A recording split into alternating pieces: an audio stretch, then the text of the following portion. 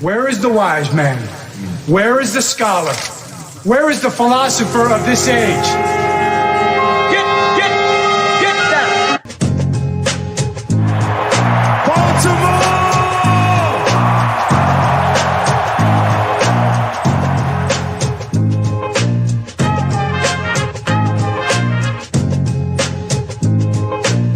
What are they getting?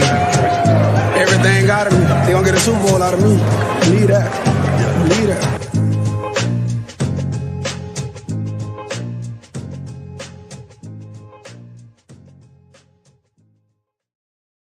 All right. Welcome on back to another edition of the Baltimore Beatdown Podcast. It is your boy, Spenny Powers, here. Joined my friend Cole Jackson coming live. A little Monday matinee action. Just wanted to hop on with Cole. Haven't gotten a chance to have you on lately, buddy, and just talk a little offensive line play. A little just meta takeaways from this preseason. You know, you and I both been covering the Ravens. Jake as well. We had Kevin Ostreicher on last night. Been doing it a couple years now, so just wanted to bump our coconuts together and what are our takeaways? What have you seen? How you feeling about this season? Obviously, you know, you've got a very beautiful little baby girl that you've been devoting all your time to, aside from the offensive line play. Happy to hear everyone's healthy, school getting started. Cole, good to have you back, my friend.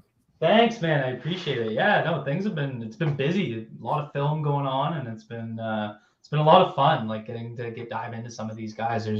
The offensive line has a ton of interesting stories that are kind of going on with, we don't know who's starting week one, and it's not just at one position. It's at a couple. So, you know, but I got to say, like, the biggest takeaway is you got to feel somewhat comforted by some of the preseason performances. Some of the work of Juwan James I thought was pretty impressive for, you know, moving back to left tackle for the first time since his rookie year. You know, Linderbaum's debut was 9 snaps of fun. Let's call it that. Like, it's 9 snaps. And each one had something significant to it that he did. And I think that's just super exciting because rookie first round center doesn't quite fit your scheme. Gotta have an impact early for it to make sense. And it sure looks like it will. So, you know, I think that's really exciting. And then the left guard battle makes absolutely no sense. I have no idea who's going to start there. I don't know who's going to be cut. I don't know who's going to be traded. So it's going to be a fun week. And we got cut downs tomorrow at 4 p.m. So we're almost there. Exactly. And with that being said, you know, you mentioned Juwan James, you mentioned the left guard, you mentioned Tyler Linderbaum there. And you and I, you know, got together and looked at Linderbaum a couple times over the offseason. Someone that was probably really maybe the most kind of buzzed player, linked player to the Ravens, and someone that we definitely probably spent the most time on ultimately. And, you know, like I said, I've said on Twitter and everything, you know, not someone that I was super ecstatic with at 14 at all. Didn't want him there. Like you said, doesn't really fit the body type, the archetype, what they typically do. But then as soon, you know, I had a second round grade on him. I was not as high. I didn't see him as a generational prospect. We went back and looked at that Wisconsin film, watch a guy like Leo Chenal line up in the A gap and give him some trouble. And then to just go watch him deal with that injury, you're like, okay, well, that gives him even a little more of a buffer. Hey, maybe he's not going to start week one, or maybe this, maybe that. And then to watch him put foot on grass in that game and go watch a couple series and watch the movement skills that he just continues to put on display. And you hear a guy like Vince Beagle, the Ravens outside linebacker, who tore his Achilles, unfortunately, but go say, you know, that kid's special. He can reach anyone, anywhere, at any time. And to watch him just go do that and look right makes me feel like, hey, you know, we looked at what this guy couldn't do, and it was worrisome and not someone wanted at 14. The Ravens don't get him there. Then to watch him go in this game, see the way he was reaching, see the way he climbs to the second level, it's spectacular. He is going to be spectacular at doing those things. So very, very, very exciting just off those couple snaps. And I think that's a big thing is they put him in a position to have success in his first game. Like, again, it's 9 snaps. It's not but what were the 2 things we kind of noticed? 4 run plays, all 4 zone concepts. One might have been a wham. I was kind of going back and forth with Mike Crawford on that. I think one was a wham. Still, it's putting him in a that's not like a big man. No, it wasn't power. So my issue was always, how's he going to run power? How's he going to run power? How's he going to run? I didn't even have concern with how he was going to run duo because that's combo block opportunity. He's great at those. It's how is he going to down block a one tech that could eat his lunch and completely eat the play side A gap. That's really what it is. That's you know, is he going to get pushed back into the puller? That sort of thing. So I think You know, like we saw it. We isolated his power or his gap snaps in college where there wasn't very many, but we looked at what we could. And, you know, I'm just happy that they're putting him in a position to have success. I think you're definitely going to see closer to an even split of zone and gap. Because keep in mind, they don't run zone read, they run veer read, which is a gap concept, versus being, you know, maybe you start to see more zone read. I don't know why you wouldn't. They have it in their playbook. They used it in 2018, but it just in 2019 they went with more veer because of how athletic Lamar is and what that does at the mesh point to the play side defender. So, you know, potentially a lead blocker on that situation. It's all numbers, numbers game there. Exactly, and so it's gonna be exciting, but you can't come away from that game. Still think that penalty was ticky tacky. I don't know. It looked like he went for the inside cuffs and the defender got his arm trapped. I don't know. What I teach my guys is once he pulls away, if your arm goes outside, so my hands are here. If your arm goes outside your shoulder, so right there, let go. And his arms never did. So anyway, whatever. Other than that, happens most snaps. Most snaps, something of that situation occurs.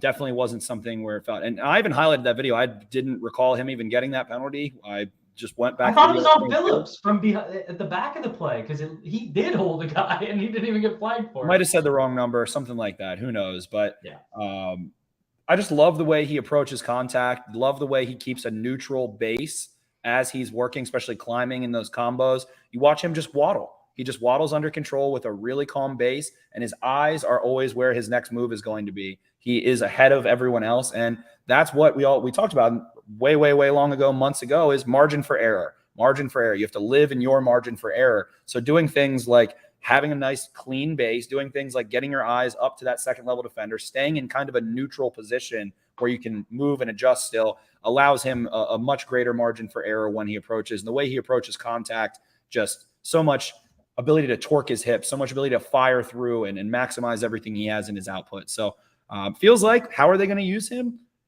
By putting him in advantageous situations, which is going to be him eliminating linebackers. It feels like he's a linebacker hunter in this offense. Makes you wonder if they might change a little bit how they run power. You can't change it too much, but you know, maybe you just see less of it. You see more duo. I would actually love to see them run more duo. I think it's something that Gus specifically, we might not see him till after the bye, but it's something that Gus really developed in his game. Is that ability, that one cut read. It's something when you saw Latavius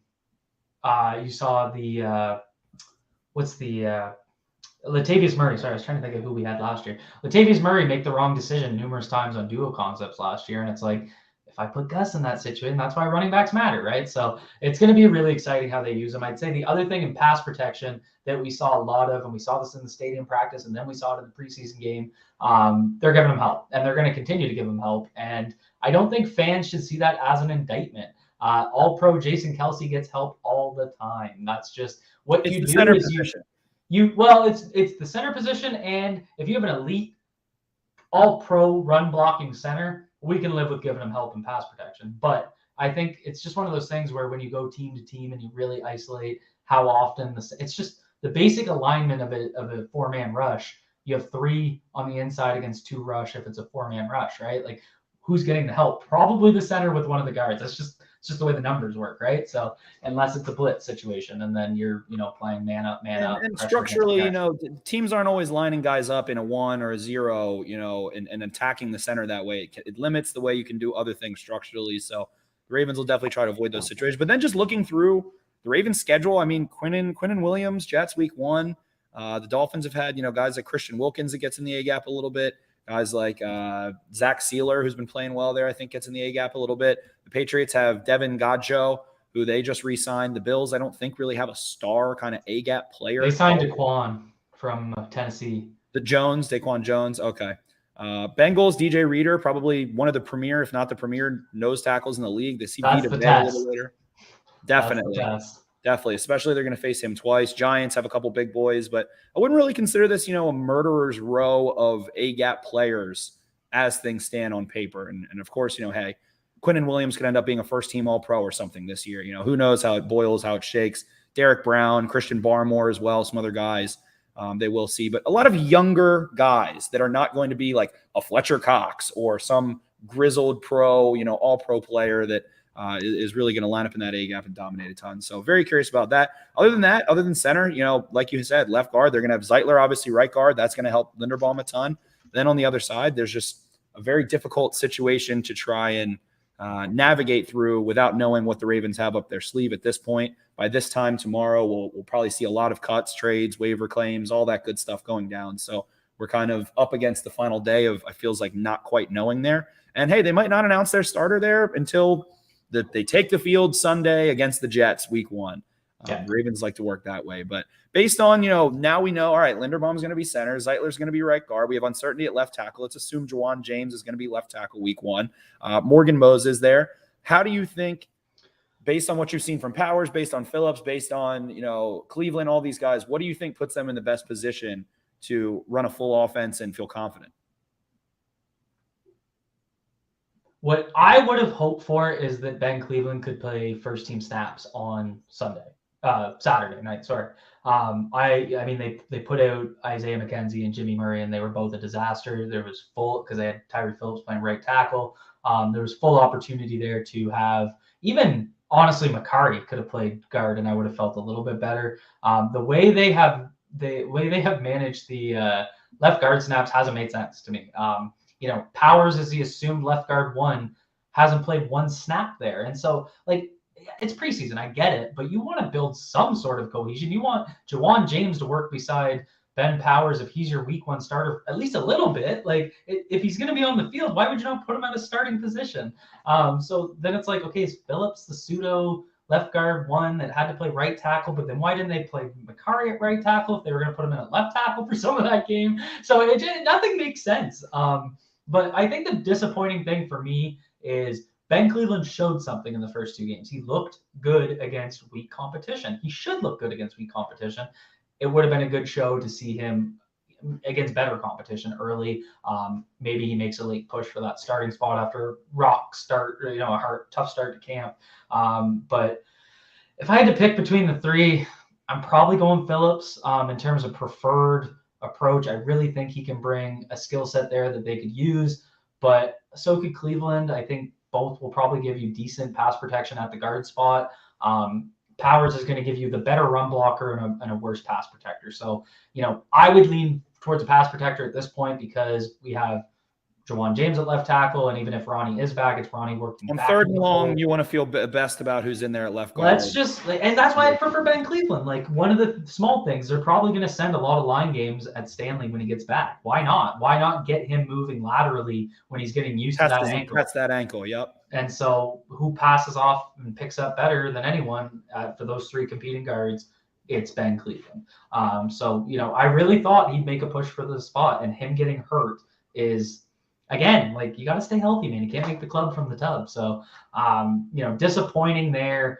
I'm sick of having uncertainty at left guard. Part of me just wish they would have drafted Zion Johnson. We don't ever have to think about it again. You have Zion Johnson, Tyler Linderbaum, positional value be damned, but you got your interior line for the next 2 years. Rock solid, probably all pro potential, but here we are.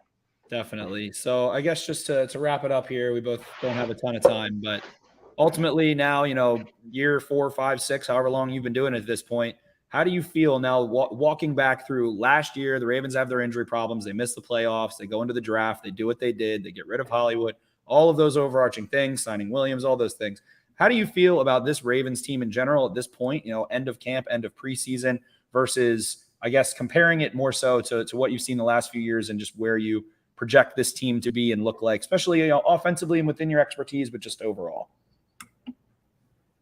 I think what kills me is we went from when I focus on the O-line, and when you go from getting to watch every week a top 5 O-line in 2019 that featured a top 2 offensive tackle duo, and then to lose both for just really shitty circumstances, it's been tough. And they've really struggled to rebound. There's no doubt about that. They're certainly working on it more this year. I think they made a little bit of a mistake last year when they rushed to sign AV. So I feel like they've put they're gonna go, say Stanley can't even play. They got James, they got Moses, they got McCary, they got, you got to go through 3 options till you get to Falele, and even Falele could be kind of fun there. So I mean, they brought in options this year for the left tackle position. That gives me a little bit more comfort, but I just feel that with Lamar in the pocket, I think, and this isn't even a Lamar. I hate saying this because it's not even a Lamar Jackson comment. It's a quarterback comment. I used to say about Flacco all the time. Keep him protected and he'll produce. Keep any quarterback protected. Who wants to play under pressure? I still think the offensive line is the most important position in football. It's really what makes your offense go. I don't want to have to lean on Lamar Jackson being Houdini in the pocket to get a ball out. I think it really messed up his reads, and some of those things that may have reflected poorly on him as a passer were because he just lost trust with his offensive line. And that interaction between an offensive line and a quarterback is so complex. It's like you'll start to feel pressure when pressure's not there. And that's really what became the problem last year. Your internal clock speeds up. Lamar started to scramble, but there's no pressure. And everyone's like, well, what's he doing? And it's like, well, he had pressure on the previous 3 plays and he doesn't trust the guys in front of him. So I really think Lamar Jackson is an MVP caliber player. We know that. But this offense will go as far as the offensive line will take them. That's actually more important to me than Greg Roman's play calling. I know people won't love hearing that. I don't really care. That's what the evidence tells me. You get a good O-line, you're going to produce offensively. We know Lamar is going to produce regardless. Let's make his life easier. Let's give him help. Let's push defenders downfield when we run the ball. Let's keep them upright when we throw the ball. Simple as that. So how do I feel going into it? Better than last year? Do I feel incredible? No, because you still don't have your franchise left tackle. You're missing your best player, your most skilled player. Linderbaum will probably challenge him there on the offensive line. So I don't feel great. I'll feel better once Stanley's out there, but I do feel like they improved their position from last season. Definitely. And then you talk about guys like Ricard, guys like Boyle, even Mark Andrews, who can go supplement and are ultimately effective in helping out when you don't feel great about Juwan James. That is where maybe, hey, that does come down to Greg Roman's decisions of, putting the 6th, the 7th man in protection, putting that next to a Juwan James, especially, if he's got to rock and roll the first 2 weeks while Stanley's coming back, making sure that you're not putting yourself behind the 8 ball just without having to be ultimately, because you can use those guys to just lock it down, go chip out. And hey, that is what limits a play caller. At times, your left tackle's getting his ass kicked. Well, guess what? You're going to have to go give him some help. You're going to have to call away from him. You're going to have to do things to, mess with the alignment that the defense is running to that guy, what they're doing, limiting them running games, all of that kind of stuff. So to be able to have the chess pieces of Boyle, hopefully healthy, played a ton in the preseason and was their 6th tackle for so long. And yet another guy, we think of losing Brown. We think of losing Stanley. We think of losing Yanda. We think of losing Skuro. We think of Bradley Bozeman leaving. But at the same time, Boyle gave those tackles so much help. Maybe Orlando Brown a little bit more at times than Ronnie Stanley, but just in general, having Nick Boyle, who seriously is a 6th offensive lineman, can pass that, can go wipe out a freaking edge defender in one-on-ones, or at least give you enough time to rock and roll. It's different not having that rare skill set that can, hey, go catch a couple passes over the middle, things like that. But don't want to keep you too long, Cole. Got a tight, 20 minutes here. Any kind of closing statements, closing thoughts, anything that has your interest, worries, concerns, things you're excited for? I just want to get Stanley back. That's where my head's at. I think it's going to make a difference, and it's not just get him back, but get him up to speed and hopefully have him somewhat healthy. I don't know if we're ever going to get the Ronnie Stanley of old, but I seriously think that's the key to this offensive line unlocking its potential. I do hope to see. I'm going to keep my eye on it every week. That run game split, how much they're running zone versus gap, because it's a 4-snap sample size. There's not much we can do with it, but 4 run plays with Linderbaum in, 4 zone calls. It's interesting. We know Roman has it installed, so how much they're going to call it is going to be really telling. So it's going to be exciting. And also, underrated storyline is how they're going to use these 3 tight ends. You're going to see snap counts really vary like it did in 2019. You might not see Andrews playing the 80%, 75% that he played last year, but you're going to see him in all the high leverage downs where he needs to make plays. But might see a lot of Boyle and Likely, in the F&U role. So it's going to be fun. I'm just excited to finally get some real football and see these big ugly start manning guys up. I'm excited. Definitely. Well said, my friend. Well, I know you have to jump. I'm going to stay on for a little bit after this, answer some comments, but I appreciate you. We'll do it again soon, and very pumped to see the offensive line, kind of roll out. A lot of moving parts, new small investments, Stanley coming back, all that fun stuff. So thanks for hopping on with me, buddy. Thanks a lot, brother. Bye, chat. Thank you so much, Cole, for hopping on with us. Just wanted to go back through. Got some fun questions in this chat, some fun things, some fun comments. We got Stuart Laverty here. Without wanting to sound like Boz too much, how much does it worry you to worry you about the receivers making the O-line look worse if nobody gets open on passing downs? I don't think that has ever really been an issue of getting open. I would say that the things that the Ravens have struggled with receiver-wise would be just spacing, leverage, some of those things that do play into that, but more so just kind of not having a huge impact after the catch and feeling like you have to push the ball past the sticks to get first downs. And I think having Bateman healthy is going to be huge. Bateman forced a missed or broken tackle at Minnesota, which, it is college, whatever, but it was the Big Ten on almost 33% of his receptions. So a very dangerous player after the catch. Isaiah Likely, the most dangerous tight end after the catch in division, in FBS football over the last couple of years here, ultimately.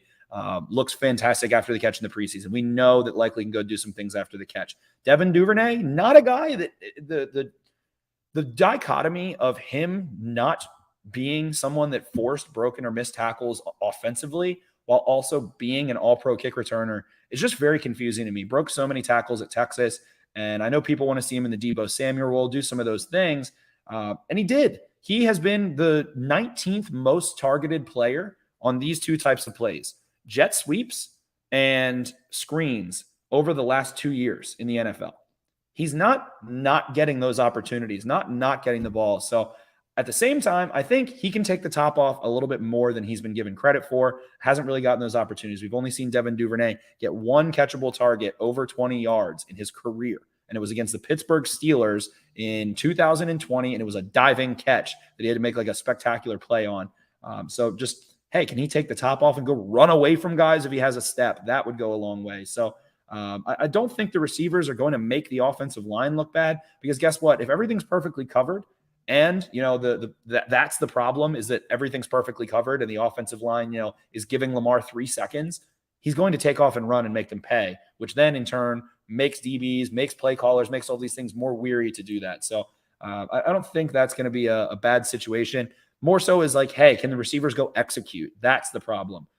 That's really all it boils down to. Yeah, Duvernay did that all the time in college. Baltimore Sports Providence says here I think he forced broken tackles specifically at the highest rate per reception in college football in 2019. He was a junior or senior at Texas. So ultimately, exactly that.